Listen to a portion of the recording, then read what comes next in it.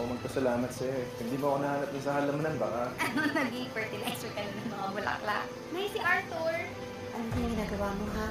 Mahirap lang kami. Kung si Jasmine lang ang kayamanan ko, hindi yan kasama sa mga bulaklak dito na pwede mong pikasin at iuwi.